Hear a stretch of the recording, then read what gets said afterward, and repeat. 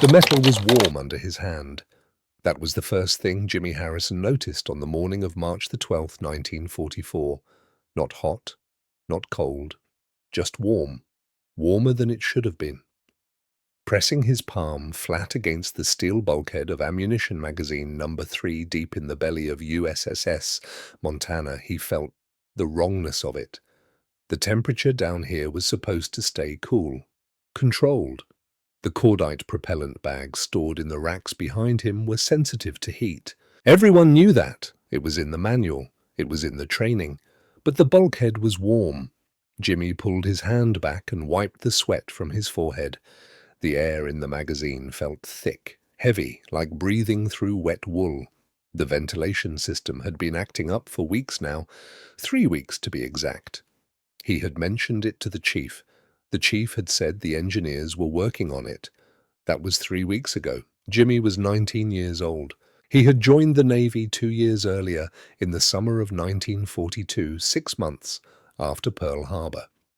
Back home in Cedar Rapids, Iowa, his father Thomas had shaken his hand on the front porch and told him to make the family proud. Thomas Harrison had served in the Great War. He had stories about the trenches, the mustard gas, the Christmas truce of 1914, when the guns went silent and men sang carols across no man's land. Jimmy wanted stories like that, stories of duty and honor and coming home with medals. Instead, he had spent the last 8 months checking inventory in an ammunition magazine while USS Montana sat at anchor in Norfolk, Virginia, waiting for orders that never came. The ship had been completed in June of 1943. 9 months ago, she was a monster. 45,000 tons of steel and firepower, 9 16-inch guns that could throw shells weighing over a ton at targets 25 miles away. Armor plate thick enough to stop anything the enemy could throw at her, but she had never fired a shot in anger. The Navy kept finding reasons to keep her in port. Equipment checks, system calibrations, crew training. There was always something. Meanwhile, out in the Pacific, the war was being won or lost without her. The newspapers talked about island-hopping campaigns. Tarawa, Kwajalein, places Jimmy could barely pronounce. Young men were dying out there while Montana's crew ran drills in the calm waters of Chesapeake Bay. It did not make sense. But then again, a lot of things in the Navy did not make sense to a 19-year-old gunner's mate, 3rd class, from Iowa. Jimmy moved between the tall racks of ammunition, checking each cordite bag by eye.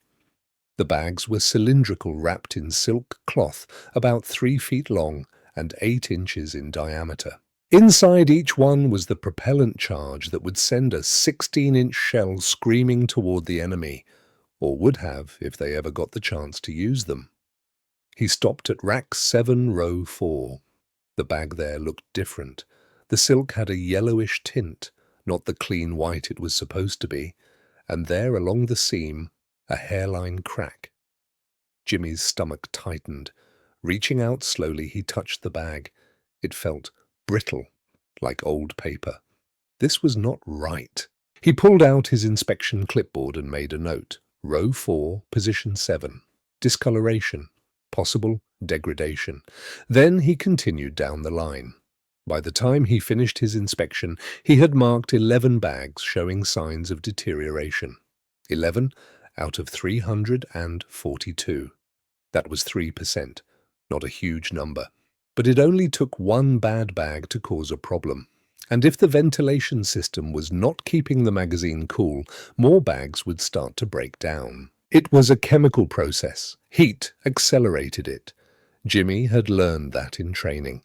He climbed the ladder out of the magazine and sealed the hatch behind him. The corridor outside was cooler. He could breathe easier. Making his way through the narrow passages toward the gunnery officers' quarters, his boots rang on the steel deck plates. Somewhere above, he could hear the sound of men's voices, the clatter of equipment, the endless routine of shipboard life. Lieutenant Thaddeus Brennan's door was halfway open. Jimmy knocked anyway. "Come." The voice was tired. Jimmy pushed the door open and stepped inside. The compartment was small, barely 10 feet by 8. A bunk folded against one wall, a tiny desk covered with paperwork, a single porthole that looked out onto the grey water of the harbour. Lieutenant Brennan sat at the desk rubbing his eyes. He was 29 years old, but looked older. 6 years in the Navy did that to a man. He had served on cruisers before Montana. He had been at sea when the war started. He knew what real combat looked like. Looking up at Jimmy, he asked, "What is it, Harrison?" "Sir, I just finished the inspection of magazine number 3. Brennan nodded. "And?" "Sir, I found some issues with the cordite bags, discoloration, some cracking in the silk. I marked 11 bags showing signs of degradation." Brennan stared at him for a moment. Then he sighed and turned back to his paperwork. "The bags passed inspection last month, Harrison. They're fine. Sir, with respect, the ventilation system in that magazine has been malfunctioning for 3 weeks now. The temperature down there is higher than it should be. Heat degrades cordite. If we don't—" "Harrison." Brennan's voice had an edge now. "I understand your concern, but that magazine has been in operation for 11 months. We have protocols. We have inspection schedules. The engineers are aware of the ventilation issue and they are working on it. The bags went through a full safety check 4 weeks ago. They are within acceptable parameters." Jimmy opened his mouth to respond, but Brennan cut him off. "You are doing your job and I appreciate that. But you need to trust that the people above you know what they are doing. We have been operating battleships for decades. The system works. Do you understand?" Jimmy felt heat rising in his face. Not anger, something else. Frustration, fear. "Yes, sir." "Good. Dismissed." Jimmy saluted and left. Out in the corridor he stood for a moment, clipboard in hand. Through the steel walls he could hear the hum of the ship's generators, the distant sound of someone yelling orders on the deck above. He thought about the 11 bags, the yellow discoloration, the cracks. Then he thought about Lieutenant Brennan's tired eyes and the stack of paperwork on his desk. Maybe the lieutenant was right. Maybe Jimmy was worrying over nothing. Maybe the bags were fine and the ventilation would get fixed and everything would be okay. Maybe. But that night, lying in his bunk in the crew quarters, Jimmy could not sleep. Around him 40 other men snored and shifted in their narrow beds. The air smelled of sweat and oil and the faint tang of the sea. Somewhere in the darkness, someone was writing a letter home by flashlight. Jimmy stared at the bunk above him and thought about cordite. When cordite degrades, the chemical compounds inside begin to break down. The nitrocellulose becomes unstable. The nitroglycerin separates. What was once a controlled burn becomes something more dangerous, more volatile. Heat accelerates the process. So does time. The bags in magazine number 3 were 11 months old. Not ancient, but not fresh either, and they had been sitting in a hot magazine for 3 weeks. Jimmy closed his eyes and tried to sleep. But the image of those yellow, cracked bags kept floating up in his mind. The days that followed fell into routine. Wake at 600, breakfast in the mess hall, morning drills, equipment checks, lunch, afternoon drills, dinner, letters home, sleep, USS. Montana sat at her mooring like a caged animal, powerful, restless, going nowhere. On the 4th day after his inspection, Jimmy ran into Bobby Sullivan in the corridor outside the galley. Bobby was 22 from Brooklyn, a loader on gun turret number 2. He had a quick smile and a faster mouth. He had joined the Navy the same month as Jimmy, and they had gone through basic training together. "Hey, Harrison." Bobby clapped him on the shoulder. "You going to the boxing matches tonight?" Jimmy shook his head. "Not tonight." "Come on, it will be good. Big Mike from engineering is fighting that crazy kid from the Marines. Should be a real show. Maybe next time." Bobby studied him. "You okay? You look like somebody died." Jimmy hesitated. Then quietly, "Bobby, you ever notice anything weird about the cordite? Like, does it ever change color?" Bobby frowned. "Change color? What do you mean? Like, turn yellow or get cracks in the silk?" Bobby shrugged. I don't know, man. I just load the shells. The powder monkeys handle the bags. Why? No reason. Just curious. Bobby looked at him for a moment longer, then grinned. You are thinking too much, Harrison. That is your problem. This ship is the safest place in the whole damn Navy. We are sitting in Virginia while the real fighting happens out west. Enjoy it while it lasts. He walked off, whistling. Jimmy stood there in the corridor and wondered if Bobby was right. Maybe he was thinking too much. That night, Jimmy wrote a letter home.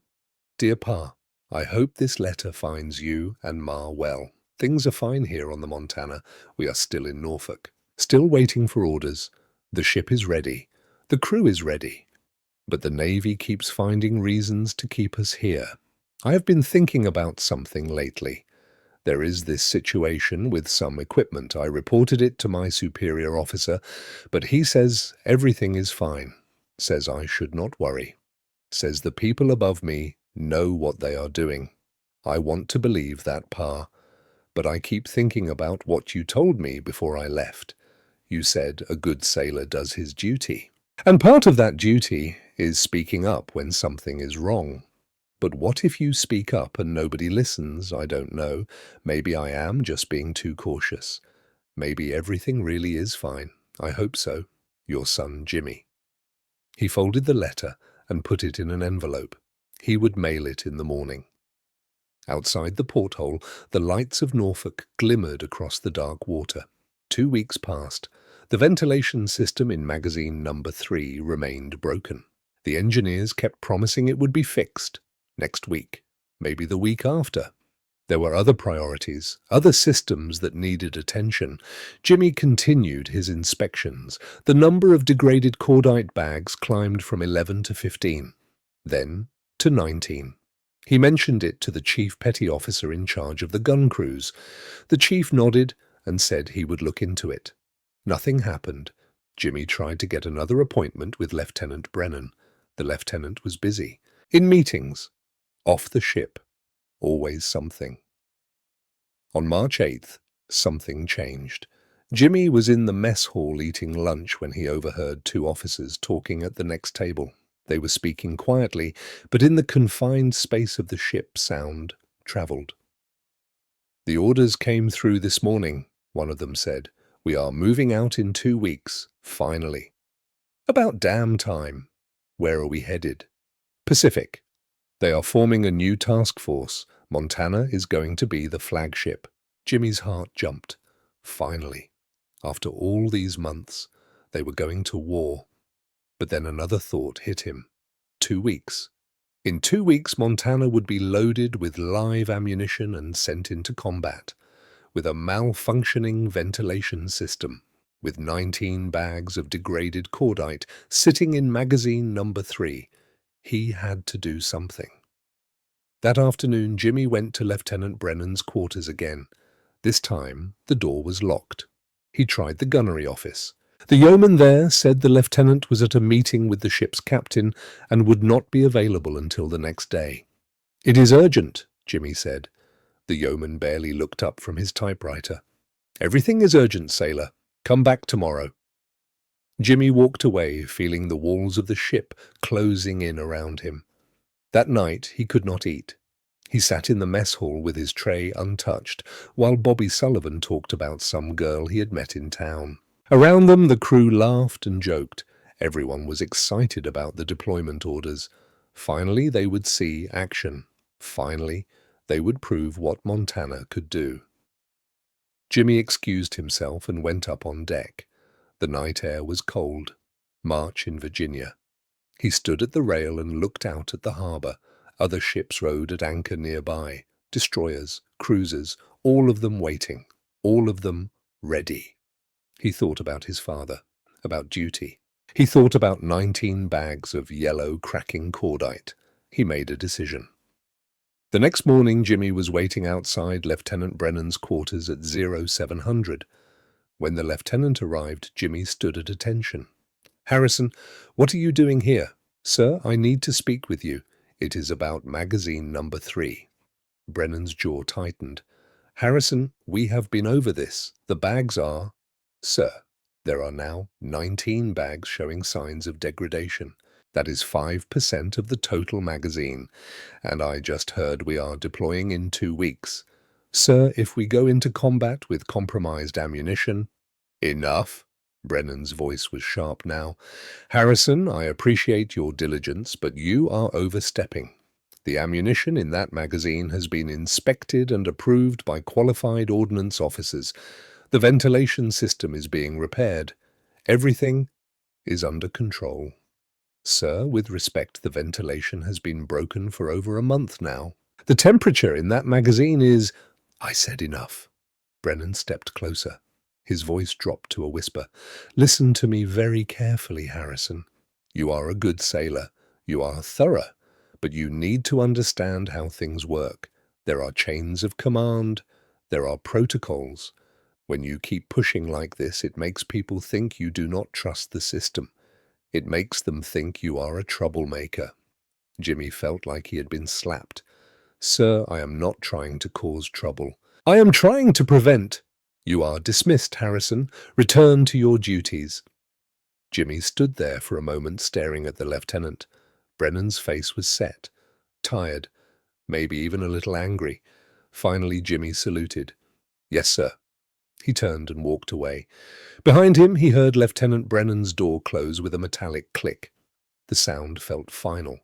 March 11th, 1944, one day before everything changed. Jimmy went through his duties like a man in a dream. Morning muster. Equipment checks. Drills. He moved through the ship's narrow corridors, climbed the ladders, stood his watches. But part of his mind was always in magazine number 3. 19 bags. Maybe more by now. Sitting in the heat. Degrading. Waiting. At lunch, Bobby Sullivan slid into the seat across from him. The mess hall was loud with conversation. The deployment was all anyone could talk about. Where they would go. What they would see. How many enemy ships they would sink. Bobby had a plate piled high with fried chicken, mashed potatoes, bread. The smell of it filled the small table. Grease and salt and comfort. You going to eat that? Bobby nodded at Jimmy's untouched tray. Jimmy shook his head.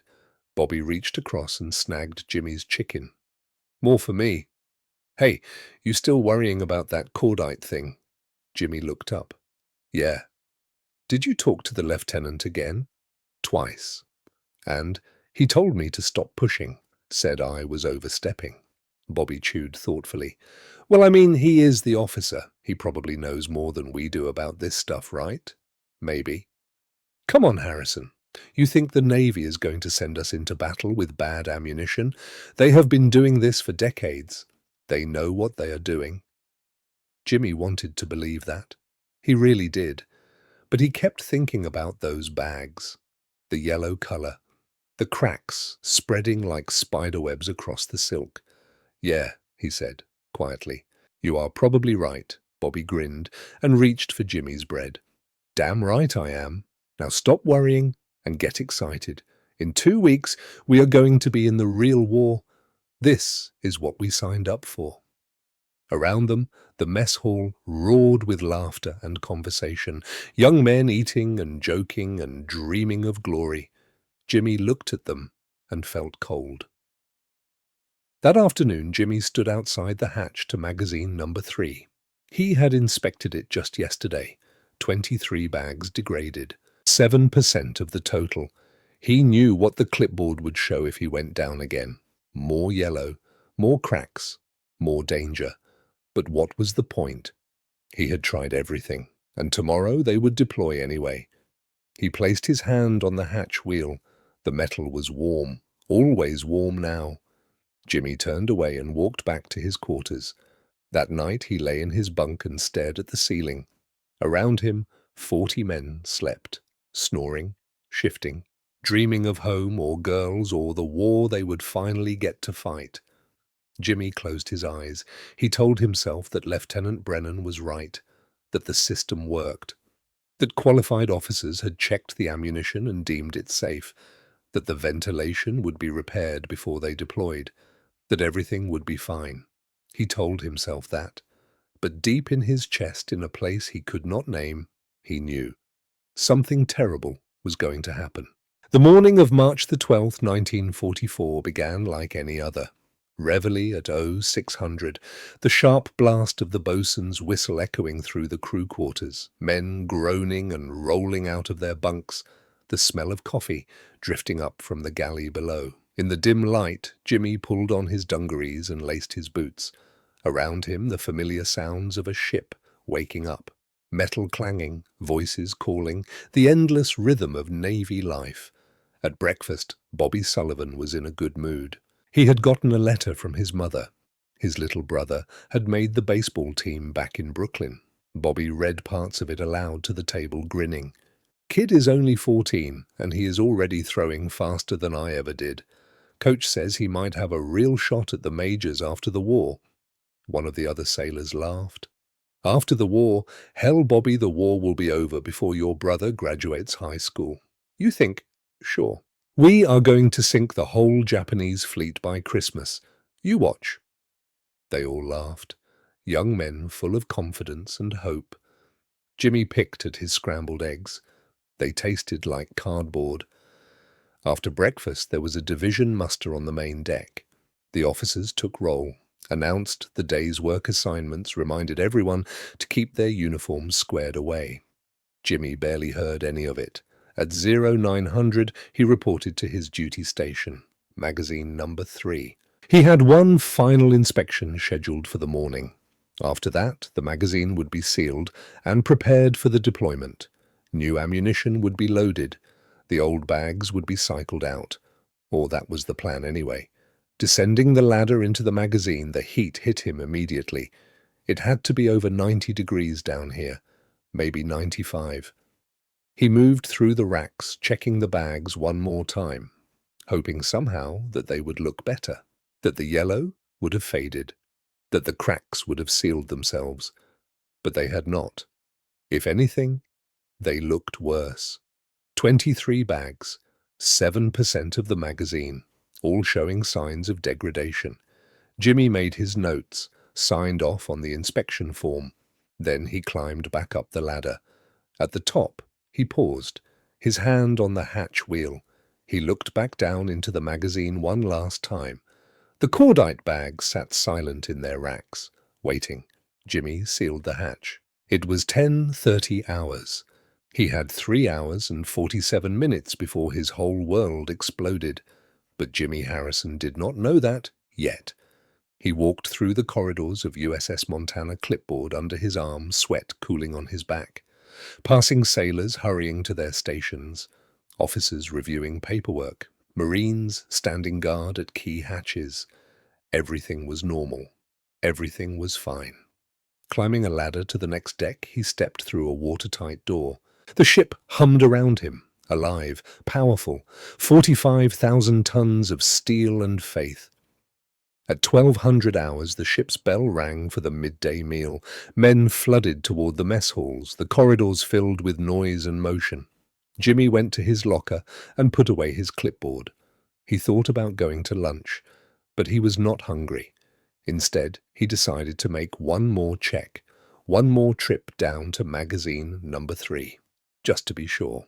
Making his way through the ship, down ladders, through hatches, into the lower decks where the air grew warmer and the sounds of the crew faded to a distant murmur. At 14:10 hours, he reached the hatch to magazine number 3. He spun the wheel and pulled it open. Hot air washed over him. He started down the ladder. 7 rungs. He had climbed this ladder 100 times, 1,000 times. He knew every step. His right boot touched the 7th rung. And the world ended. The explosion did not sound like an explosion. It sounded like the universe tearing itself apart. A flash of orange light from below, bright enough to burn shadows into his vision. Then pressure, massive, overwhelming, like a giant fist closing around his entire body and squeezing. Jimmy flew backward. His back slammed into the steel bulkhead. All the air left his lungs. His ears went deaf. Nothing but a high, thin ringing. Heat. Incredible heat. The temperature went from 90 degrees to 300 in 2 seconds. Smoke, black and thick and poisonous. Jimmy could not see, could not breathe, could not hear anything except that terrible ringing. He was on his back. He did not remember falling. His hands scrabbled against the deck, hot. The steel was hot enough to burn. Rolling onto his side, he tried to stand. His legs would not work properly. Everything was confusion and pain and that awful ringing. Through the smoke, he saw light. A doorway, 20 feet away. He crawled toward it. His hands burned on the hot deck. He did not care. He crawled. Behind him, he could hear it now, through the ringing. A roar, like a waterfall, like the end of the world. Water. The sea was flooding in. Jimmy reached the doorway and pulled himself through. Into a corridor. Other men were there, running, shouting. He could not hear what they were saying. Someone grabbed his arm, pulled him to his feet. They ran, through corridors filling with smoke, up ladders, past hatches that were warping from the heat. The ship was screaming, metal tearing, rivets popping. The sound of something massive dying. They reached an upper deck, fresh air. Jimmy fell to his knees and gasped. His lungs burned. His ears still rang. Around him, chaos. Men running in all directions. Officers shouting orders. The wail of the alarm klaxon cutting through everything. Jimmy looked back toward the stern. Where gun turret number 3 should have been there was only smoke and fire and twisted metal. The entire back third of the ship was gone. Just gone. The deck beneath his feet tilted. Montana was listing to starboard. No, he thought. No, no, no. He tried to stand. His legs gave out. Someone caught him. Easy, son, easy. A chief petty officer, his face covered in soot. We have to get you off the ship. But now, sailor. That is an order. They half carried, half dragged him to the rail. A boat from one of the other ships was already alongside. Men were jumping into it, scrambling down nets. Jimmy looked back one more time. USS Montana, pride of the Navy, was dying. Smoke poured from her wounds. Her stern was underwater. Her massive guns pointed at nothing. And inside her, in the magazines and compartments and corridors, he knew so well men were dying. Bobby Sullivan, Lieutenant Thaddeus Brennan, all the sailors he had eaten with and drilled with and joked with, all of them. "Move!" someone shouted. Jimmy climbed over the rail and down the net. His hands could barely grip the rope. He fell the last 6 feet and landed hard in the boat. Other survivors crowded around him. Some were injured, some were in shock. All of them were staring back at Montana.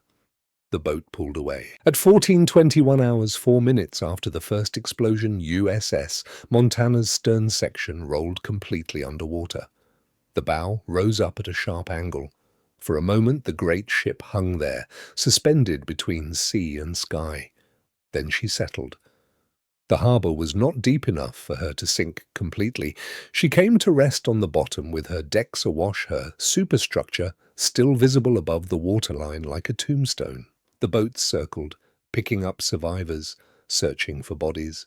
In the rescue boat, Jimmy Harrison sat with his head in his hands. His ears still rang, his lungs still burned. But none of that mattered, because he knew. He had tried to warn them, and 935 people had just died. The water in Chesapeake Bay was 48 degrees. Jimmy Harrison did not feel it. Sitting in the rescue boat with 11 other survivors wrapped in a wool blanket that someone had thrown over his shoulders, his clothes soaked oil from the water mixed with soot on his skin, his hands blistered from the hot deck plates. He stared at USS Montana. The great battleship lay on her side like a dying whale. Her bow pointed skyward at a 40-degree angle. Smoke still poured from the massive wound where her stern had been. Small boats circled her like pilot fish, searching the debris field for survivors. They were not finding many. 197, someone said. Jimmy looked up. A sailor from one of the other boats was calling across the water to their coxswain. "What?" the coxswain shouted back. "Head count so far, 197 picked up." The coxswain's face went pale. Jesus Christ! There were 1,200 on that ship. 1247, Jimmy heard himself say. Everyone in the boat turned to look at him. 1,247, Jimmy repeated. His voice sounded strange, distant, like someone else was speaking. "Morning muster, 1247 souls on board." The coxswain did quick math in his head. His lips moved silently. Then he looked away. 1,247 minus 197. 1,050 still on the ship, still inside her flooded compartments, still trapped behind jammed hatches, still calling for help that would never come, or already dead. The boat headed toward shore, toward the naval station Norfolk Pier, where ambulances waited. Behind them, Montana burned. Jimmy closed his eyes. He saw Lieutenant Thaddeus Brennan sitting at his desk. Tired eyes, stack of paperwork. "The bags passed Inspection Harrison. They're fine." He saw Bobby Sullivan grinning across the mess table. "You're thinking too much. That's your problem." He saw 23 yellow cordite bags with cracks spreading across their silk covers. He opened his eyes. On the pier, chaos. Medical personnel rushing forward with stretchers, officers trying to organize the survivors into groups, newspaper reporters already gathering cameras ready. The boat bumped against the pier. Hands reached down to help the survivors up. Jimmy climbed the ladder. His legs shook. At the top, a Navy corpsman grabbed his arm. "You hurt, sailor." Jimmy shook his head. "You sure? Let me check you out." "I'm fine." The corpsman looked at him, really looked, at the burns on his hands, the soot covering his face, the way he swayed on his feet. "Sit down," the corpsman said. It was not a request. Jimmy sat on a crate. The corpsman examined his hands, shined a light in his eyes, listened to his breathing. Mild burns, smoke inhalation, shock. The corpsman made notes on a clipboard. "You need to go to the hospital." "Done." "That's not optional, sailor." "I said no." Jimmy's voice was sharper than he intended. "There are men worse off than me. Take care of them." The corpsman hesitated. Then he nodded and moved on to the next survivor. Jimmy sat on the crate and watched more boats arrive. More survivors. Each new number made his stomach twist. It should have been higher. It should have been 1,247. It should have been everyone. Across the pier he saw officers gathering. Serious faces. Urgent conversations. One of them was on a telephone, speaking rapidly. They were calling Washington. By 1500 hours, survivors pulled from the water numbered 268. The boats were still searching, still pulling men from the debris. But the numbers were slowing. Most of the survivors had been found in the first 30 minutes. After that, the water was too cold. The wounds were too severe, or there was simply no one left to find. Jimmy sat on the pier and waited for what he did not know. At 15:20, a chief petty officer walked down the line of survivors checking names against a roster. "Harrison James F." Jimmy raised his hand. The chief made a mark on his clipboard. "You're wanted at the admin building. Right now." Jimmy stood. His legs had stopped shaking. His hands still hurt, but he could move them. "Why?" The chief's face was unreadable. "Just follow me, sailor." They walked across the base. Past warehouses and barracks and training buildings, the afternoon sun was bright, mockingly normal, like the world had not just ended 4 hours ago. The admin building was 3 stories of brick and concrete. Inside, the corridors were narrow and fluorescent lit. The chief led Jimmy to a small room on the 2nd floor. "Wait here." The door closed. Jimmy was alone. The room was maybe 10 feet by 10. A table, 3 chairs, a single window that looked out onto a parking lot. No clock, no pictures on the walls. Jimmy sat down and waited. Time passed. He did not know how much. 10 minutes, 20, an hour. The door opened. Two men entered, both in navy uniforms, both officers. The first was a lieutenant commander, tall, greying at the temples. He carried a leather folder under one arm. The second was a lieutenant, younger, hard eyes. He closed the door behind them and stood in front of it. The lieutenant commander sat across from Jimmy, opened the folder, took out several sheets of paper. Gunner's mate, 3rd class James Harrison, service number 3847521. Assigned to gun division, turret number 3. Correct. Yes, sir. You were in the vicinity of magazine number 3 at the time of the explosion. It was not a question. Yes, sir. I was inspecting the magazine. The lieutenant commander made a note. You were one of the last people to access that compartment before the incident. The incident. That was what they were calling it. Not a disaster. Not a catastrophe. An incident. Yes, sir. Walk me through your actions this morning, every detail. Jimmy told him. The inspection, the 23 degraded cordite bags, the heat in the magazine, sealing the hatch, starting back up the ladder. The explosion. The lieutenant commander listened without expression, taking notes. When Jimmy finished, there was silence. Then, "You say you noticed problems with the ammunition." Discoloration. Cracking. Yes, sir. Did you report this? Yes, sir. Multiple times. To whom? Lieutenant Brennan, my division officer. The lieutenant commander consulted his papers. His face did not change. Lieutenant Thaddeus Brennan, deceased. The word hit Jimmy like a fist. Deceased. Not killed, not dead. Deceased. Clean. Official. Yes, sir, Jimmy managed. When did you report these concerns to Lieutenant Brennan? First time was about 6 weeks ago, mid-January. Then again 2 weeks ago, and again 5 days ago. And what was Lieutenant Brennan's response? He said the ammunition had passed inspection, that I should not worry, that the engineers were working on the ventilation system. The lieutenant commander made more notes, then he set down his pen and looked at Jimmy. Here's the situation, Harrison. We have a battleship on the bottom of Norfolk Harbor. We have over 900 men dead. And we have you, a 19-year-old gunner's mate, claiming you warned your superiors about dangerous ammunition. Jimmy's throat tightened. Sir, I'm not claiming anything. I'm telling you what happened. The problem, Harrison, is that Lieutenant Brennan is not here to confirm your story, and according to our records, there are no written reports from you about ammunition concerns, no formal complaints, nothing in the official files. Sir, I reported it verbally multiple times. Lieutenant Brennan said he would handle it through proper channels. But you have no proof of these conversations. No, sir, but other men must have heard. My bunkmates, the other gunners. I talked about it with... He stopped. Bobby Sullivan. He had talked about it with Bobby Sullivan, who was also deceased. The lieutenant commander saw the realization cross Jimmy's face. He nodded slowly.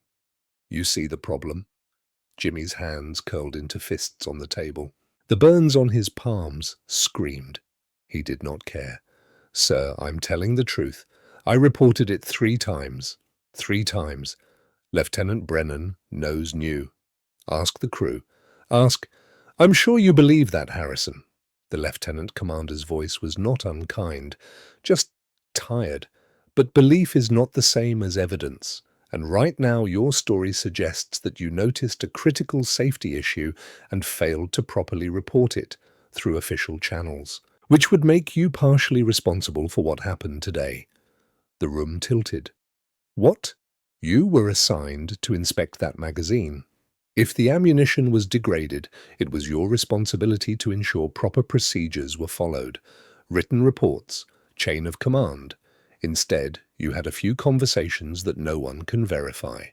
That's not. I did everything I was supposed to. Did you file a written report? No, but did you go above Lieutenant Brennan's head when he did not act on your concerns? I tried to see him again, but did you request a formal safety inspection of the magazine? Jimmy opened his mouth, closed it. No, he had not done any of those things. He had followed the chain of command. He had reported to his immediate superior. He had done what a 19-year-old sailor was supposed to do. And 935 people had died. The lieutenant commander closed his folder. Here's what's going to happen, Harrison. The official investigation will determine that the explosion was caused by spontaneous combustion in the ammunition magazine. A tragic accident. These things happen in wartime. No one is to blame. Jimmy stared at him. But that's a lie. That is the official finding. The ammunition was degraded. The ventilation was broken. I warned Lieutenant Brennan. There is no record of any such warning, and Lieutenant Brennan is not available to confirm or deny your claim. The lieutenant commander leaned forward. Let me be very clear. The Navy cannot afford to have this incident blamed on negligence or equipment failure. Not now. Not when we're fighting a war. The American people bought war bonds to build Montana. Families sent their sons to serve on her. If they find out she sank because someone ignored a safety report, the public outcry would be devastating. So you're going to cover it up. We are going to protect morale, maintain confidence in the Navy, honor the memory of the men who died by ensuring their sacrifice has meaning. Their sacrifice, Jimmy's voice rose. They didn't sacrifice anything. They were murdered by incompetence. The lieutenant at the door stepped forward. His hand moved to his belt. The lieutenant commander held up a hand. Stop. Harrison, you need to understand something. What you think happened does not matter. What you claim you reported does not matter. The official investigation will show that this was an unavoidable accident, and you will not contradict that finding, ever, to anyone. Or what? The lieutenant commander's eyes went cold. Or you will be charged with dereliction of duty. You were responsible for inspecting that magazine. You will be court-martialed for failing to properly report a safety hazard. You will spend the rest of the war in military prison. And your family back in Iowa will lose your father's veteran benefits. Your mother will lose her widow's pension when your father dies. Your younger sister will lose her chance at the Navy scholarship she applied for. Jimmy felt the blood drain from his face. You wouldn't. Try me. Silence filled the room, Outside the window, the afternoon sun continued to shine. Normal. Peaceful. What do you want from me? Jimmy whispered. The lieutenant commander opened his folder again, pulled out a single sheet of paper, set it in front of Jimmy. Transfer orders. You're being reassigned to USS Fletcher. Destroyer, Pacific Theater.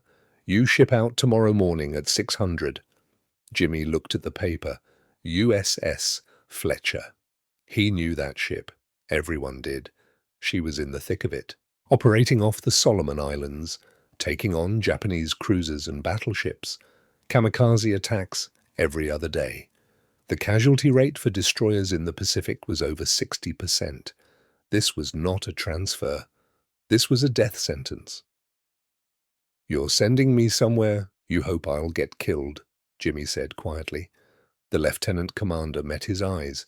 I'm sending you where the Navy needs sailors. What happens out there is up to fate. He stood. The lieutenant at the door opened it. Get some rest, Harrison. Report to the transport dock at 0530. You have 12 hours. They left. Jimmy sat alone in the small room with the transfer orders in front of him. Outside, the final count was coming in. 312 survivors, 935 dead. Jimmy Harrison picked up the transfer orders and read them again. USS Fletcher, Solomon Islands, immediate deployment. He thought about refusing, about standing up and walking out of this room and going straight to the newspapers, about telling them everything. The degraded ammunition, the broken ventilation, the warnings ignored. But then he thought about his mother back in Cedar Rapids, his father who had served in the Great War and never talked about it, his sister Margaret who was 16 and wanted to be a nurse. If he talked, they would destroy his family. And who would believe him anyway? a 19-year-old sailor with no proof, against the official investigation of the United States Navy. He folded the orders and put them in his pocket. At 1900 hours, Jimmy was allowed to return to the survivors' barracks, a temporary shelter set up for the men pulled from Montana. Rows of cots, clean uniforms laid out, hot food in the mess. 312 men out of 1,247. Jimmy walked through the barracks looking for familiar faces. He found a few, men from other divisions, other parts of the ship, but no one from Gun Division 3, no one from his bunkroom. All of them were gone. He found an empty cot in the back corner and sat down. Someone had left a newspaper on the next bed, the evening edition. The headlines screamed across the front page: Battleship Montana sunk in Norfolk Harbor. Enemy submarine attack. Suspected massive loss of life. Reported Jimmy read the article. According to unnamed Navy sources, USS Montana had been torpedoed by a German U-boat that had somehow penetrated the harbor defenses. The attack had been swift and devastating. The Navy was investigating. Security measures were being reviewed. No mention of ammunition, no mention of equipment failure. No mention of warnings ignored, just a tragic enemy attack. Brave sailors dying in defense of their country. Jimmy crumpled the newspaper and threw it across the room. "Hey, easy." He looked up. A sailor was standing next to his cot, maybe 25 years old, bandages on his arms, face covered in bruises. "Sorry," Jimmy said. The sailor sat down on the next cot. "Don't be. I want to throw shit too." He gestured at the newspaper. "That article is horse shit. There was no submarine." Jimmy looked at him carefully. "How do you know?" "Because I was on the bridge when it happened. I saw the whole harbor. There was no submarine, no torpedo. That explosion came from inside the ship." Relief flooded through Jimmy. Someone else who knew. "Did you tell them that—" The sailor laughed bitterly. "Yeah, I told them. You know what they said. They said I was confused, traumatized, that I didn't know what I saw." He lowered his voice. "They told me if I kept talking about it, I'd be charged with spreading defeatist rumors in wartime. That's 20 years in Leavenworth." Jimmy nodded slowly. "They told me something similar." The sailor looked at him, really looked. "You too?" "Yeah." They sat in silence for a moment. Around them, other survivors moved through the barracks. Some were crying, some were silent. All of them were hollow. "What's your name?" the sailor asked. "Harrison. Jimmy Harrison." "Wyatt Kendrick." They shook hands. "Where are they sending you?" "USS Fletcher." "Pacific." "USS Buchanan." "Same theater?" Wyatt smiled without humor. "Guess they want us far away from reporters." "Guess so." Wyatt stood up. "Listen, Harrison, whatever you saw, whatever you know, keep it to yourself. I mean it. These people will destroy you if you talk, and nobody will care. The story is already written. All we can do is survive." He walked away. Jimmy lay back on his cot and stared at the ceiling. Keep it to yourself. Survive. That night, Jimmy did not sleep. He lay in the darkness listening to 311 other survivors breathe. Some of them cried out in their sleep. Nightmares already. At 0400, he gave up trying to rest. Dressing in the clean uniform they had given him, he packed the small sea bag with his few possessions. At 0500, he walked out of the barracks. The base was quiet. Pre-dawn darkness. A few lights burning in the distance. Jimmy walked down to the water's edge. From here he could see USS Montana, still partially above the waterline, still smoking faintly. In the growing light, she looked like a monument or a tombstone. 935 men were still inside her. They would stay there. The Navy had already announced that the ship would not be salvaged. Too dangerous, too expensive. She would remain where she was. A war grave. Jimmy stood at the water's edge and thought about Lieutenant Thaddeus Brennan. He wondered if Brennan had ever filed that report, or if he had been too busy, too tired, too buried in paperwork to push it through. He wondered if Brennan had died knowing he was right, that Harrison had been right, that the ammunition was bad, or if it had happened too fast for him to realize. Jimmy would never know. At 05:30, he reported to the transport dock. 23 other sailors were there, all survivors from Montana, all being transferred to ships in the Pacific, all being sent as far from Norfolk as possible. The transport was a fast destroyer escort. She would take them to San Diego. From there, they would catch flights to Pearl Harbor, then out to their assigned ships. The voyage would take 8 days. Jimmy stood at the rail as the ship pulled away from Norfolk. The sun was rising behind them. USS Montana grew smaller in the distance. Then she was gone. And Jimmy Harrison was alone with a truth he could never speak. The Pacific Ocean was vast. Jimmy had known this intellectually. He had seen maps. He had sat through geography classes. But knowing and understanding were different things. The ocean went on forever. Empty, blue, indifferent. USS Fletcher was a Fletcher-class destroyer, 370 feet long, 2,100 tons. She carried 5 5-inch guns and 10 torpedo tubes. Her crew numbered 329 men.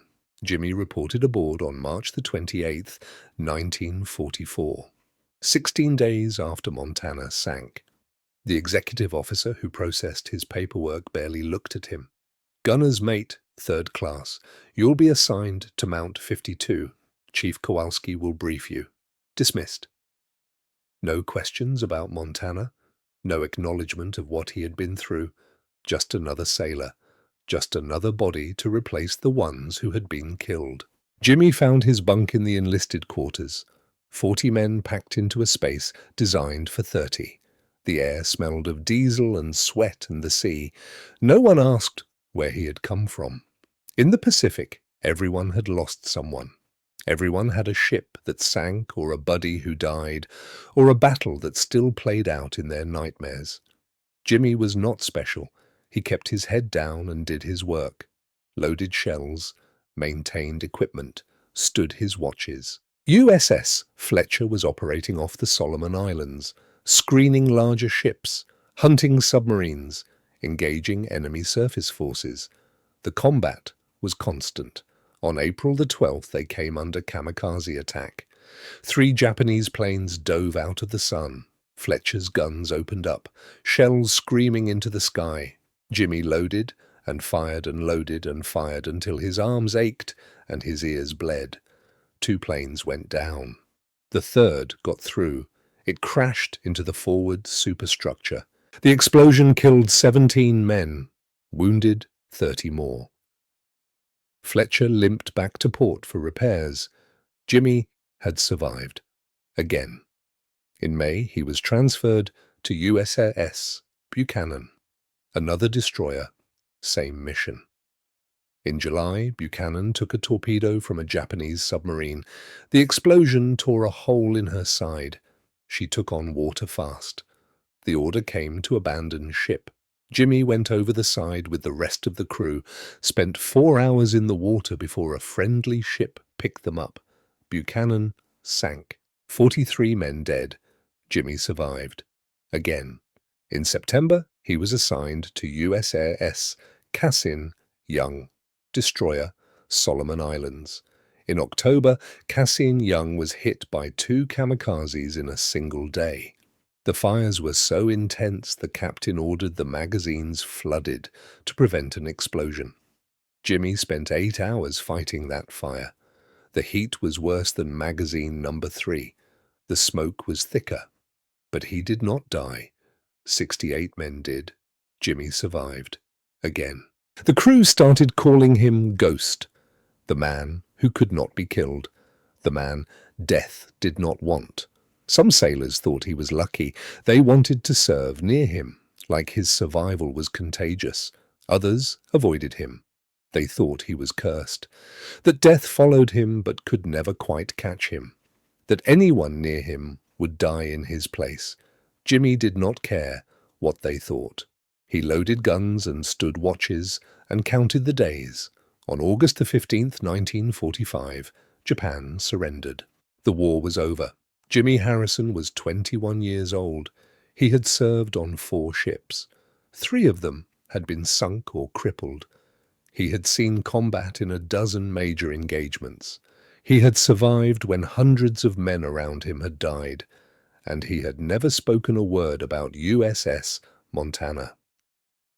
The trip home took 3 weeks. Jimmy stood at the rail of the transport ship and watched the California coast appear on the horizon. San Diego, where the journey back to the Pacific had started 18 months ago. Other sailors around him were celebrating, laughing, making plans. They were going home. The war was won. They had survived. Jimmy felt nothing. The transport docked on September 8th. The sailors were processed through a discharge center. Medical checks, final pay, train tickets home. Jimmy took his discharge papers and his mustering out pay. $340. Boy, a small fortune for a 21-year-old from Iowa. The money felt like blood. The train ride to Cedar Rapids took 4 days. Jimmy sat by the window and watched America roll past. Cities, farmland, small towns. Everything looked the same, like the war had never happened. But it had happened. 935 men were at the bottom of Chesapeake Bay to prove it. The train pulled into Cedar Rapids on September the 12th, late afternoon. Jimmy stepped onto the platform with his sea bag over his shoulder. His mother was there, Mary Harrison, 53 years old, grey hair, worn hands. She saw him and her face crumpled. "Jimmy, oh, Jimmy." She held him for a long time, right there on the platform. She smelled like home, like bread and laundry soap and safety. "I'm okay, Ma," he said. But he was not okay. His father was there too, Thomas Harrison, 58, thinner than Jimmy remembered. The Great War had aged him. Now this war had aged him more. They shook hands. "Welcome home, son." "Thank you, sir." They drove home in the old Ford truck, past familiar streets and familiar houses. Nothing had changed. Everything had changed. That night at dinner, his mother and father and his sister Margaret asked him careful questions. Where had he been? What had he seen? Was it very bad? Jimmy gave careful answers. The Pacific, various islands, sometimes. They did not push. After dinner, his father followed him out onto the porch. They sat in the old rocking chairs and looked at the stars. "You don't have to talk about it," Thomas said quietly. "If you don't want to." Jimmy nodded. They rocked in silence. Then Thomas said, "I got your letter, the one you sent from Norfolk. Before," he paused, "before whatever happened." Jimmy's chest tightened. "What letter?" "The one where you said you were worried about some equipment, that you had reported it to your officer, but nobody was listening." Jimmy had forgotten about that letter, written in January, mailed before the explosion. "Do you still have it?" Jimmy asked. "No. After we got the telegram that you were missing in action, your mother burned all your letters. She couldn't look at them." Thomas turned to him.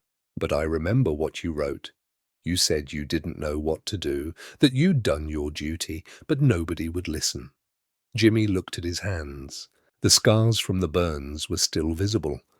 "I don't want to talk about it, Pa." Thomas nodded. "Okay." They sat in silence until the mosquitoes drove them inside. Jimmy went to his room. His old room. Same bed, same wallpaper, same view of the backyard. He lay down and stared at the ceiling. For 18 months he had been moving, working, fighting, surviving. Now in the silence and safety of his childhood home, it all caught up with him. He saw Lieutenant Brennan's tired eyes. He saw Bobby Sullivan grinning across the mess table. He saw 23 yellow cordite bags with cracks spreading across their silk.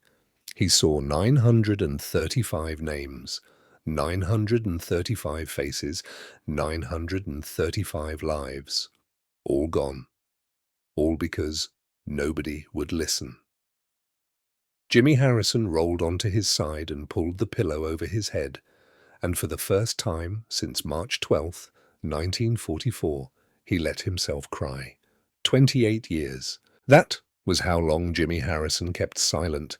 28 years of living with the weight of 935 deaths pressing down on his chest.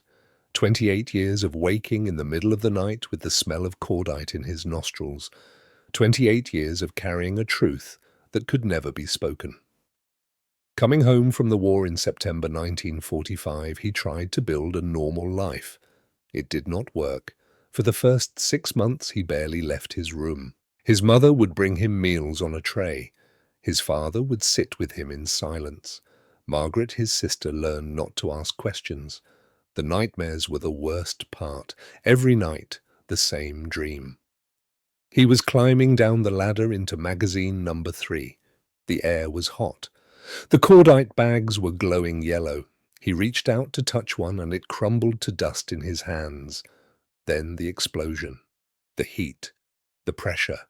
He would wake up gasping, sheets soaked with sweat, heart hammering. In February 1946, his father got him a job at the shipyard in Davenport.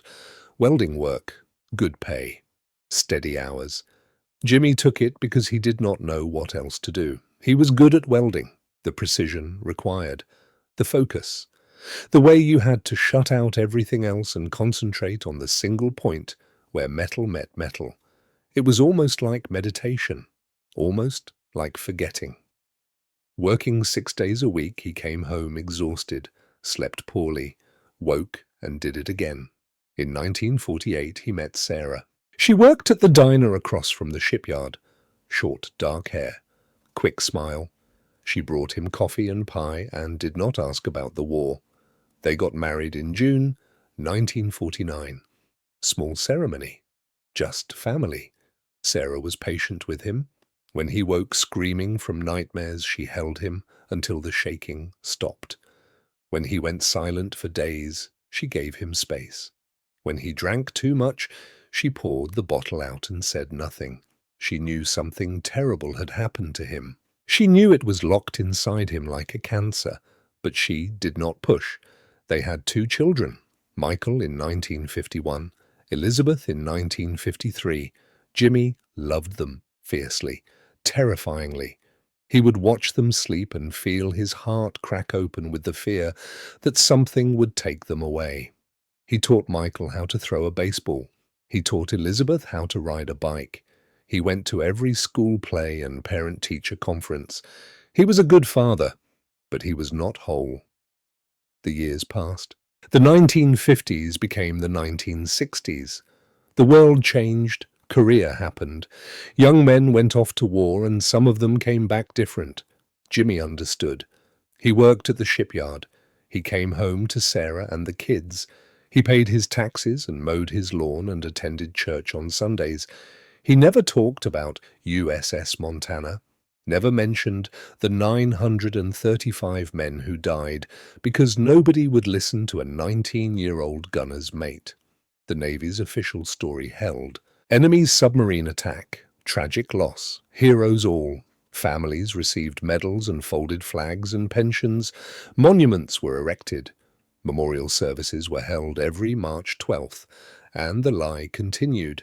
Jimmy watched it from a distance, read the newspaper articles on the anniversary, saw the photographs of aging widows laying wreaths. He said nothing. Because what could he say? Who would believe him? The Navy had classified everything. The investigation had been sealed. The survivors had been scattered to the 4 winds, and besides he had a family now. Sarah, Michael, Elizabeth. If he spoke up, the Navy would destroy them, just like they had promised. So he stayed silent, and the silence ate him alive. In 1973, something changed. Jimmy was 49 years old, still working at the shipyard, still living in Cedar Rapids. His children were grown. Michael was in college. Elizabeth had just graduated high school. Sarah had learned to read his moods. She knew when to leave him alone. She knew the anniversary's March 12th was always bad, and she made sure to be close on those days. They had built a life together. Not a perfect life, but a real one. Then the newspaper article appeared. It was a Wednesday morning in June. Jimmy was eating breakfast before work. Sarah was reading the Des Moines Register at the kitchen table. She made a small sound. Surprise. "What?" Jimmy asked. Sarah folded the paper and set it down. "Nothing. Just an article about—" She hesitated. "About that ship you were on." Jimmy's coffee cup stopped halfway to his mouth. "What ship?" "Montana. There's a group of families. They're petitioning the Navy to recover the remains. They want their relatives brought home." Jimmy set down the cup carefully. "Let me see." Sarah handed him the paper. The article was on page 4, small, easy to miss, but it was there. Families demand answers about 1944 Montana disaster. A group of more than 100 families whose relatives died aboard USS Montana are demanding that the Navy recover remains from the wreck and provide full disclosure about the circumstances of the disaster. The battleship sank in Norfolk Harbor on March 12, 1944, with the loss of 935 lives. The Navy has maintained that the ship was torpedoed by an enemy submarine, but no wreckage of such a submarine was ever found. "We deserve the truth," said Margaret Voss, whose brother died on Montana. "For 29 years we've been told one story, but there are too many inconsistencies, too many questions that haven't been answered." The Navy has declined to comment on the petition. Jimmy read the article 3 times. His hands were shaking. "Jim," Sarah's voice was careful, "are you okay?" Looking up at her, his wife of 24 years, the mother of his children, the woman who had pulled him back from the edge, more times than he could count, he said the words. "I told them the ammunition was bad," he said, voice breaking. "I begged them to listen." It was the first time he had spoken those words out loud in 28 years. Sarah went very still. "What?" And then it all poured out. After 28 years of silence, the dam had broken. The cordite bags turning yellow, the ventilation system breaking down. His conversations with Lieutenant Brennan, the explosion, the interrogation afterward, the threats, the transfer to the Pacific, all of it.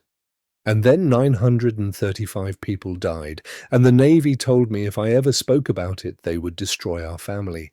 They sent me to the Pacific, hoping I would get killed, and when I survived, they made me sign papers saying I would never talk about what really happened. Tears were running down his face now.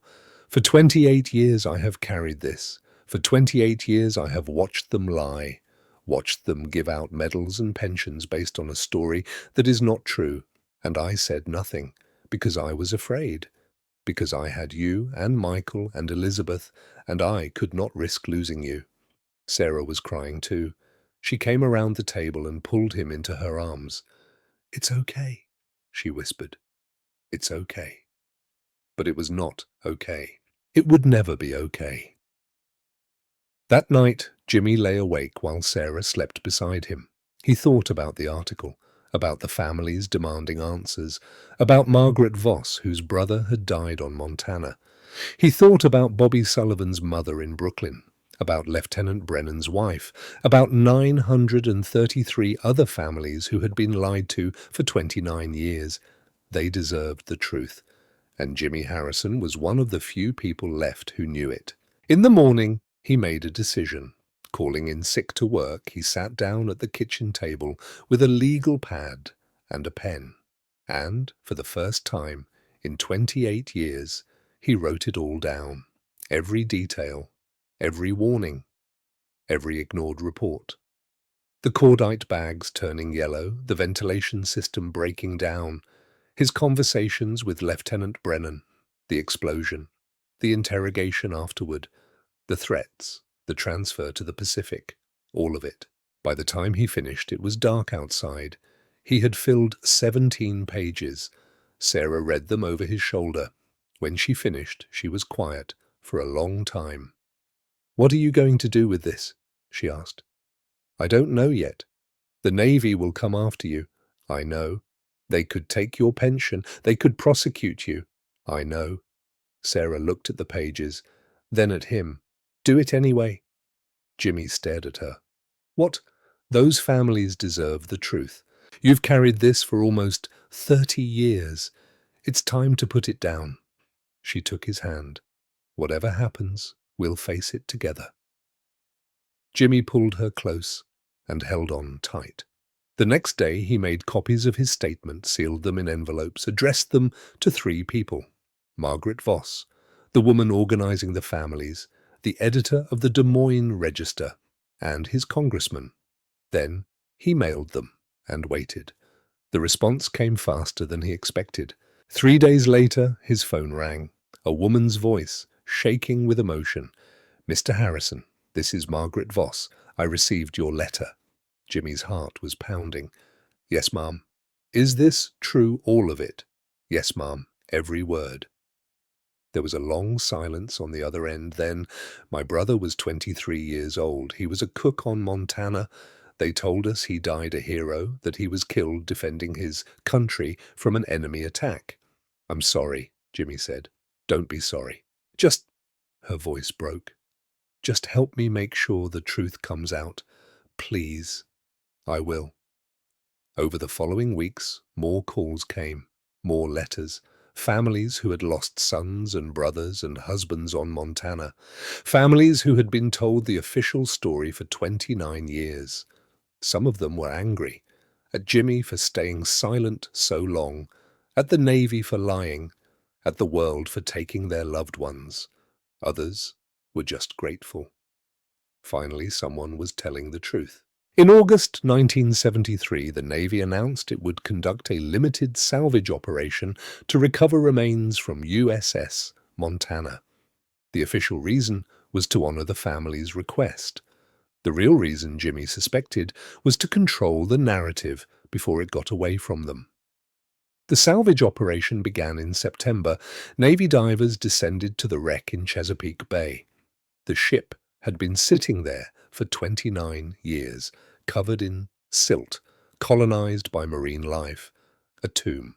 The divers brought up remains, identified where possible through dental records and personal effects, gave them proper burials. They also brought up artifacts, equipment, pieces of the ship, and they brought up evidence. The man in charge of analyzing that evidence was Dr. Malcolm Sterling. Sterling was 61 years old, a civilian contractor, an expert in naval ordnance and ammunition safety. He had spent his career studying how and why things exploded. The Navy hired him to examine the wreckage and provide an official determination of the cause. They expected him to confirm the submarine story. They were wrong. In November 1973, Jimmy received a letter. It was from Dr. Sterling. He wanted to meet. They arranged to have coffee at a diner in Des Moines, neutral ground. Sterling was a tall man with white hair and sharp eyes. He carried a leather briefcase that he set carefully on the table. "Mr. Harrison, thank you for agreeing to meet." "Call me Jimmy." Sterling nodded. "Jimmy, I've read your statement, the one you sent to the families group. I need to ask you some questions." "Okay. You said you noticed 23 cordite bags showing signs of degradation, yellow discoloration, cracks in the silk casing." "Yes, sir. That's correct." Sterling opened his briefcase and pulled out a photograph. He slid it across the table. "Is this what you saw?" Jimmy looked at the photograph. It showed a cordite bag, yellow, cracked, identical to the ones he had seen in March 1944. "Yes, exactly like that. Where did you get this?" "We recovered it from magazine number 3. It had been preserved in an airtight compartment. The degradation is consistent with exposure to heat and humidity over an extended period." Jimmy's hands tightened on his coffee cup. "So I was right." "You were right." Sterling pulled out more photographs. "We also found evidence of a malfunctioning ventilation system." Temperature sensors that were reading 15 to 20 degrees higher than normal, and documentation showing that repair requests had been filed but never completed. He paused, then pulled out one more document. And we found this. Jimmy took the paper. It was old, water-damaged, but still legible. A maintenance report, dated March the 2nd, 1944, 10 days before the explosion, signed by Lieutenant Thaddeus Brennan. Urgent. Magazine number 3 requires immediate inspection. Cordite propellant showing signs of degradation. Ventilation system malfunction confirmed. Request priority maintenance and ammunition replacement. The words blurred as Jimmy's eyes filled with tears. He did file a report, Jimmy whispered. He listened to me. He tried. He tried, Sterling confirmed. But the report was placed in a pending file. It never reached the captain. It was never acted upon. Why not? Sterling's face was grim. Because the ship was scheduled to deploy. Because there were a dozen other priority items. Because someone looked at this report and decided it could wait until after the deployment. He paused. Because the system failed. Jimmy set down the report with shaking hands.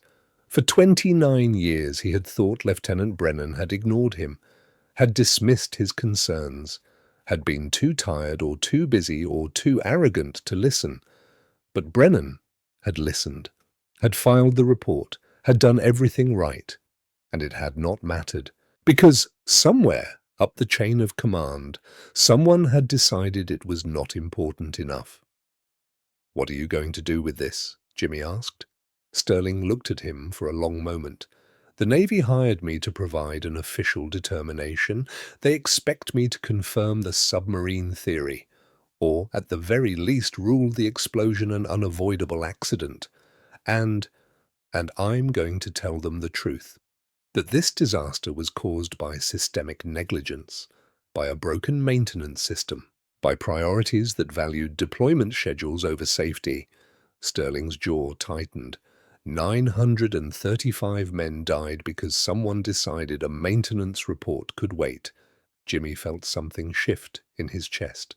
Relief, vindication, grief. "Will they listen?" Sterling smiled without humor. "They'll try to bury it, just like they buried you. But I'm a civilian. They can't threaten me. And I have documentation they can't make disappear." He reached across the table and gripped Jimmy's shoulder. "You did the right thing. Speaking up. It took courage. It took me 29 years. Better late than never." Dr. Sterling's report was submitted to the Navy in January 1974. It was immediately classified, but Sterling had made copies. He sent them to newspapers, to congressional oversight committees, to the families group. By March 1974, exactly 30 years after the disaster, the story was breaking. Not everywhere. Not front page, but it was out there. Navy covered up Montana disaster. Expert claims internal negligence, not enemy action, sank battleship Survivor. Breaks, 30-year silence. Jimmy's phone started ringing. Reporters wanted interviews. Families wanted to thank him. The Navy wanted him to retract his statement. He refused. He told his story, over and over, to anyone who would listen. Sarah stood beside him through all of it. So did Michael and Elizabeth, now adults who understood what their father had carried for so long. The Navy fought back.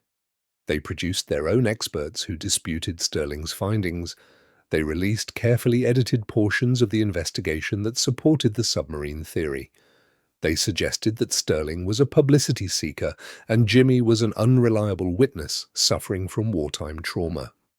The battle raged for 2 years. Jimmy was not alone in his fight. Wyatt Kendrick, the sailor he had met in the survivors' barracks, had also come forward. Wyatt testified before Congress about what he had seen from the bridge. 2 witnesses, 2 truths that aligned. Then, in 1976, something happened that changed everything. A journalist named Eleanor Voss, Margaret Voss's niece, obtained classified documents through a Freedom of Information Act request. The documents showed that the Navy had known about ammunition safety issues on multiple ships in 1943 and 1944. That maintenance reports had been systematically deprioritized, that at least 3 other ships had experienced ammunition-related incidents that were covered up. Montana was not an isolated case. It was part of a pattern. Eleanor Voss published her findings in the Washington Post in June 1976. The article was devastating, detailed, impossible to refute. The Navy was forced to respond. In August 1976, the Secretary of the Navy issued a statement. After careful review of recently uncovered documentation, the Department of the Navy acknowledges that the loss of USS Montana on March 12, 1944, was not the result of enemy action, but rather a spontaneous combustion event in the ship's ammunition magazine exacerbated by equipment malfunctions and delayed maintenance. It was not an apology, it was not an admission of negligence, but it was the truth, or as close to the truth as the Navy was willing to get. The families received the statement with mixed emotions: anger that it had taken 32 years, relief that the lie was finally acknowledged, grief that could finally be processed properly. Jimmy Harrison read the statement in his living room in Cedar Rapids. He was 52 years old. His hair was going grey. His hands bore the scars of 30 years of welding work. Sarah sat beside him on the couch. "Is it enough?" she asked. Jimmy thought about that. About 935 names, 935 lives, 935 families who had been lied to. About Lieutenant Thaddeus Brennan, who had filed the report and died thinking it did not matter. About Bobby Sullivan, who had grinned and said not to worry. About all the men who had never come home. "No," Jimmy said quietly. "It's not enough, but it's something." In 1978, Eleanor Voss published a book, The Montana Lie: How the Navy Buried the Truth About America's Worst Peacetime Naval Disaster. It was meticulously researched, hundreds of pages, interviews with survivors, analysis of the recovered documents, a complete timeline of the cover-up. Jimmy's story was prominently featured. The book sold moderately well, made some waves, was reviewed in major newspapers, but it did not become a bestseller, did not spark national outrage, did not lead to congressional hearings or Navy reforms, because by 1978, America was tired of government lies. Watergate. The Church Committee revelations about the CIA. One more cover-up. Even one that killed 935 men was just background noise. But for Jimmy, the book mattered, because it meant the story was preserved, written down, impossible to erase. Future generations would know what happened, would know that warnings were ignored, would know the price of bureaucratic indifference. Eleanor Voss sent Jimmy a signed copy. She had inscribed it to Jimmy Harrison, who had the courage to speak truth to power. "Thank you for honoring my uncle's memory." Jimmy kept the book on his nightstand. He never read it all the way through. It was too painful, but he knew it was there. In 1981, something unexpected happened. Jimmy was at the grocery store when an old man approached him, late 70s, weathered face, wearing a veteran's cap. "Excuse me, are you James Harrison?" Jimmy tensed. Even after all these years, he was wary of strangers. "Yes." The old man's eyes filled with tears. "My name is Silas Merrick. I'm a fisherman from Tangier Island. I was on my boat the day Montana exploded." Jimmy's breath caught. "You saw it." "I saw everything. I was maybe 2 miles from the ship. I saw the explosion. I saw her sink. And I knew there was no submarine, no enemy attack. It came from inside the ship." "Did you tell anyone?" Silas nodded. "I tried. Navy officers came to the island a few days later, warned us not to spread rumors, said it was a matter of national security." He paused. "I was scared. I had a family, so I kept quiet. But I wrote it all down, put it in a metal box and buried it under the oak tree behind my house." Jimmy stared at him. You still have it. I do. And after reading about you in the papers, after seeing you fight for the truth all these years, I figured it was time to dig it up. 3 days later, Jimmy drove to Tangier Island with Eleanor Voss. Silas Merrick was 94 years old now, frail but sharp-minded. He led them to his backyard to the old oak tree. He pointed. Right there. They dug. 2 feet down they found the metal box, rusted but intact. Inside was a piece of paper, yellowed with age. The ink faded but still legible. March 12th, 1944.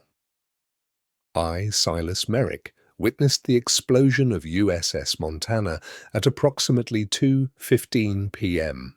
I was fishing 2 miles northeast of the ship. There was no enemy submarine in the area, no aircraft, no external attack of any kind. The explosion came from within the ship itself. I saw the stern section blow apart and the ship begin to sink. The Navy has told us not to talk about this, but someday the truth will need to be told. This is my testimony. Silas Merrick. Eleanor photographed the document. It would be included in the next edition of her book. Jimmy shook Silas's weathered hand. Thank you for writing this down, for keeping it safe. Silas smiled. I'm 94 years old, son. I've seen a lot of things, and I've learned that truth has a way of surfacing. Even when powerful people try to bury it, it just takes time. Jimmy thought about that on the drive home. 37 years. That was how long it had taken for the truth to surface. 37 years of lies and cover-ups and families grieving based on false stories. But the truth had surfaced, and now it could never be buried again. In 1995, the Montana Memorial was dedicated at the Virginia Beach Naval Museum. It was a wall of black granite, 935 names carved into the stone.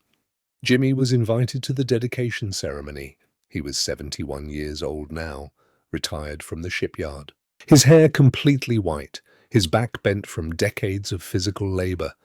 Sarah walked beside him, her hand in his. She was 68, still patient, still strong. Michael and Elizabeth came too with their own families. Jimmy's grandchildren, who had heard the story but could not quite understand the weight of it. 200 people attended the ceremony, families of the 935. Other survivors, there were only 17 left now. Navy officials who gave speeches about sacrifice and service. Jimmy stood before the wall when the ceremony ended. Alone, he ran his fingers over the carved names. Brennan Thaddeus L., Lieutenant Sullivan, Robert J. Gunners, mate, 2C, and 933 others. His throat was tight. His eyes burned. I kept my promise, he said quietly. The truth is finally told. Behind him, Sarah put her hand on his shoulder. They know, she said. They all know now. Jimmy nodded. He could not speak. 3 years later, Jimmy Harrison died peacefully in his sleep. He was 74 years old. His funeral was small, family and close friends. A few remaining Montana survivors. Eleanor Voss came. Silas Merrick, now 110 years old, sent a letter that was read aloud. Wyatt Kendrick stood at the back, silent and respectful. Jimmy was cremated. His ashes were scattered in Chesapeake Bay near the place where USS Montana still rested. 935 men had gone down with that ship. Now Jimmy Harrison had joined them, not in death, but in remembrance. His name would be linked with theirs forever. The man who tried to warn them. The man who spent 50 years fighting to make sure their deaths were not covered up. The man who refused to let the lie stand. In the end, that was his legacy. Not the ships he served on, not the battles he fought, but the truth he protected for 50 years, until it could finally be told. Today, the wreck of USS Montana remains at the bottom of Chesapeake Bay. Most of her hull is still there, resting in the silt at 35 meters depth. She is designated a protected war grave. Diving is prohibited. The Montana Memorial at Virginia Beach Naval Museum receives thousands of visitors each year. School groups come to learn about the disaster. Veterans come to pay their respects. Families come to touch the names of grandfathers and great-uncles they never met. In the museum's archive, there is a folder marked Harrison James F. Inside are his 17 handwritten pages from 1973. His discharge papers, photographs of him at various ages, and a small piece of paper yellowed and fragile with his father's handwriting. A good sailor does his duty, and part of that duty is speaking up when something is wrong. The disaster changed naval procedures worldwide. Modern warships have automated temperature monitoring in ammunition magazines. Cordite propellant is replaced every 12 months, regardless of visual condition. Maintenance reports are tracked electronically with mandatory response deadlines. No major navy has lost a ship to an internal ammunition explosion since 1944. 935 men did not die in vain, but they should not have died at all, because 10 days before the explosion someone filed a report, and someone else decided it could wait. That is the lesson of USS Montana, not about cordite or ventilation systems or naval engineering, but about what happens when institutions value schedule over safety, when bureaucracy buries warnings, when the truth is sacrificed to protect reputation. 935 names on a granite wall, each one a life, a family, a future, each one preventable. Jimmy Harrison made sure we would never forget that.